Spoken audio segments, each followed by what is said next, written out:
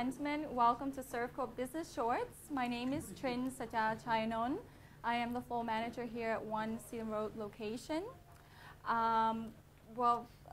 For those of you who are not aware of Servcorp, we are actually an Australian company specializing in service offices and virtual offices in over 120 international locations worldwide. So we also have in Bangkok 2 locations here at 1 Sealand Road, and then the offices at Central World, and we're also opening up another location at Park Ventures on Wireless Road, coming soon at the end of this year. But tonight we have a very exciting and distinguished guest speaker who will uncover his secrets of headhunting for talents and also retaining them.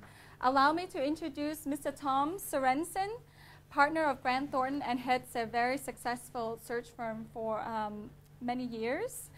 He has been living and working in Thailand for more than 15 years and has more than 20 years of recruitment experience in Asia, Europe, and Africa. Tom is a columnist with Bangkok Post, a blogger, and a popular speaker on the business community. So I'm going to just pass it to Tom. Wow. Thank you. Nice. Thank you. Actually, this is not for the microphone. It's because we are recording for YouTube. So I'm just going to carry this, and then I'm hopefully going to shout loud enough so that you can all hear me. There you go. Try the other way.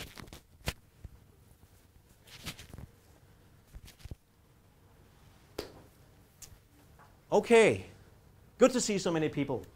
I know you are standing up, so I'm not going to go on for an hour, but perhaps 20 minutes. I'm going to share some insights in finding people, in retaining people, and I got a few slides that I want to show you. This first slide is because I want to tell you about an experience I had recently. I was sitting with a CEO. We were interviewing executives for a whole day. It was actually 3 people, so not that many. And he had asked me to come and assist because he didn't interview people, that didn't assess people as much. So he was not quite sure, that he could, find out who was the best. So I was sitting with this guy, and there was at one point during, I think the first meeting, or was it the second? Then the candidate asked the CEO this question: why should I come and work for you? And I could see, he got pale, the color disappeared. And he's kind of like, and kind of like, I was just wondering, this is probably a question that all of you employing people would have to be ready to answer. And I'll give you a lot of good reasons why you better rush back tonight and get your act together.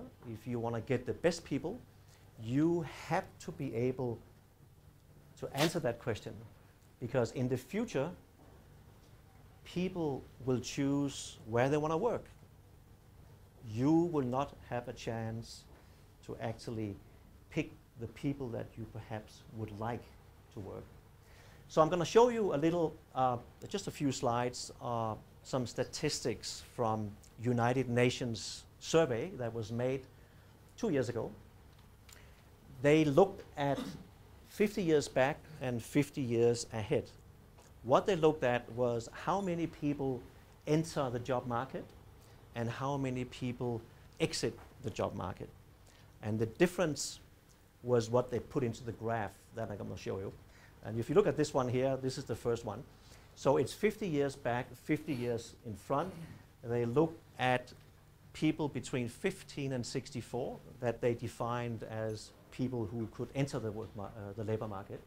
So all the way back from 1950, which is 60 years ago, this is sort of how it went.